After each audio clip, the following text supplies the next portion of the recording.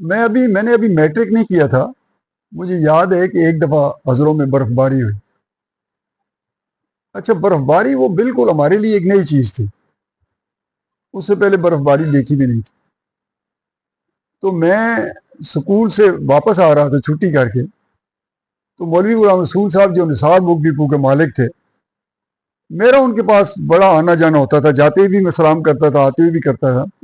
ایک تو وہ والد صاحب کے دوست بھی تھے، اور دوسرا ان کی کتابوں کی جو دکان تھی نا، اس سے میں 6 7ویں سے کرائے پہ لے کے، ایک آنا کرائے پہ لے کے میں کتاب پڑھتا تھا. تو میں ان کو آتے جاتے سلام بھی کرتا تھا، ساتھ پوچھتا تھا ابن صفی کی کوئی کتاب تو نہیں آئی، تو اگر آتی ہوتی تو میرے لیے رکھ لیتے تھے. تو میں جب ان کے پاس سے گزر گیا سلام کر کے، تو انہوں نے آواز دے کر مجھے بلایا، ادھر آؤ. میں آ گیا. تو کہتے ہیں یار بات سن، تو اپنے والد صاحب کو کہنا مجھے بھی آج سارا کدھر بھی گوشت نہیں ملا، غالباً منگل کا دن تھا یا کیا تھا، اور برف باری بھی ہوئی ہے، تو اگر کوئی گوشت ہے تو مجھے بھجواؤ. میں گھر آیا تو دیکھا انگیٹھی لگی ہوئی ہے بڑی سی، میرے بھائی بھی بیٹھے ہوئے ہیں، میرے چچا زاد بھائی حاجی قیوم خان بھی بیٹھے ہوئے ہیں، اور وہ والد صاحب خود بناتے تھے، تکا خود بناتے تھے، تو وہ خود بنا رہے ہیں.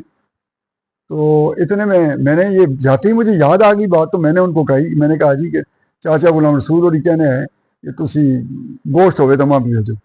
آنے ہاں اسا بھی نظر بہت سی.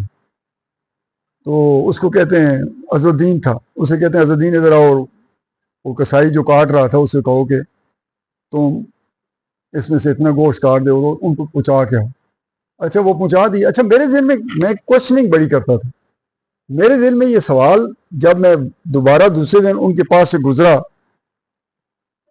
حاجی غلام رسول صاحب کے پاس سے، نثار بک ڈپو والے جو ہیں ان کے پاس سے گزرا، تو میں نے کہا چچا آپ کو کیسے پتہ لگا تھا کہ وہ گائے ذبح کر دیں گے؟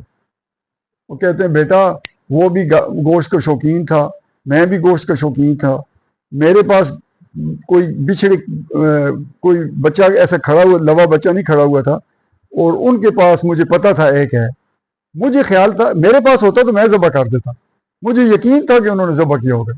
مطلب انڈرسٹینڈنگ دیکھیں آپ، کہ ایک دوست دوسری جگہ پہ ہے کہ دوسرے دوست کے بارے میں فیصلہ کر رہا ہے کہ وہ کیا ہوگا، اور وہ بھی ہنس کے کہتے ہیں یار اس کو بھی گوشت نہیں ملا ہوگا. تو ریزن بھی انہوں نے بتائی. کیا لوگ ایک دوسرے کو جانتے تھے.